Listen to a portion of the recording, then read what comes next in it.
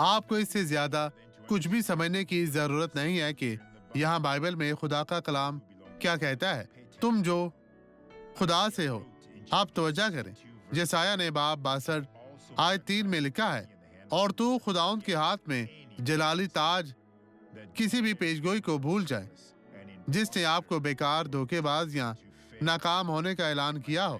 میرے دوستو، اگر آپ نے گناہ نہیں کیا یا غلط راستے پر چل پڑے ہیں اور آپ خدا کے سب سے پہلے خدا کے ساتھ چلتے تھے اور اس کی پیروی کرتے تھے اور اپنے خدا کی ہتھیلی میں شاہانہ افسر ہوگی۔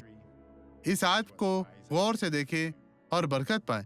اس کلام پر توجہ دیں، فتح یابی آپ کی ہے۔ اب یہ گواہی دیکھیں اور میں آپ کے لیے دعا کرنے واپس آؤں گا۔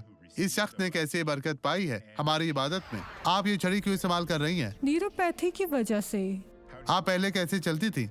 اس بیساکھی کے بغیر میں بہت آہستگی سے چلتی ہوں۔ تو ٹھیک ہے، اب آپ ٹھیک ہو چکی کے ہیں مطابق چل سکتی تو ہوں۔ ٹھیک ہے، یسوع کے نام میں آگے بڑھے میری بہن۔ خداوند آپ کے ساتھ ہے، خدا کا شکر ہو۔ آئے اب دعا کریں۔ باپ، میں اس شخص کے لیے دعا گو ہوں جو تیری مدد کے محتاج ہے، جن کا ایمان، بھروسہ، توکل سب کچھ تجھ پر ہے۔ خداوند خدا اس شخص کو برکت دے، انہیں ہر طرح کی دکھ، بیماری، مشکل، پریشانی سے نجات دے۔ شیطان، اب تو ان لوگوں کو چھوڑ کر چلا جا، غائب ہو جا، یسوع کے نام میں۔ خداوند آپ کو برکت دے۔